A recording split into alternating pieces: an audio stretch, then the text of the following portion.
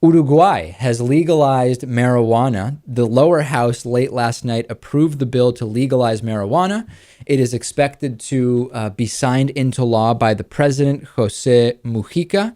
We've talked about him before, Lewis. The president there is the guy who donates about 90% of his monthly salary, which is about $12,000, to charities that benefit poor people and small entrepreneurs. I was in Uruguay last summer. I told some stories about it. You can certainly look them up.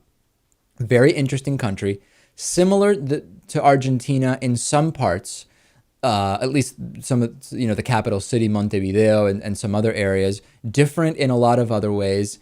I was interested in the country. I didn't love the food, I have to admit, but I am very, very interested in the development of Uruguay. It's a small country. They have a very progressive, almost like a hippie.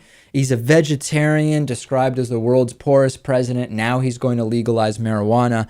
I think this is very, very interesting. There will be, rules in place. You're going to buy marijuana at a pharmacy, you'll have to have your name entered into a federal database. It will be cross-checked against purchases made at other pharmacies, and there will be a limit of 40 grams per month. I have to be honest. Is 40 grams of marijuana a lot or not a lot for a month? Not a lot. Not a lot. It's not a lot. Okay. So in any case, 40 grams will be the limit.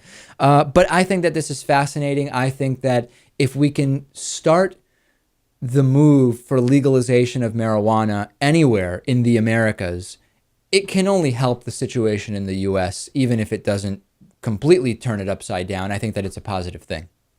Right. I think if this starts to creep up north, it can only have a positive impact on the United States. And I'm really loving this president. He sounds like a really interesting guy. He is, and there's actually pictures. I think he drives like a 1970s era Volkswagen Beetle. I think that for some reason that's sticking in my head that's his car.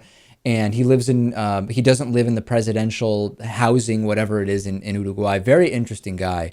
Let's take a break. Next, I want to talk about Netflix and a new feature on Netflix that some people find to be an invasion of privacy. We'll also talk about tattoos and piercings and two very interesting voicemails coming up. Stay with us. Excellent show today. Big bonus show today as well.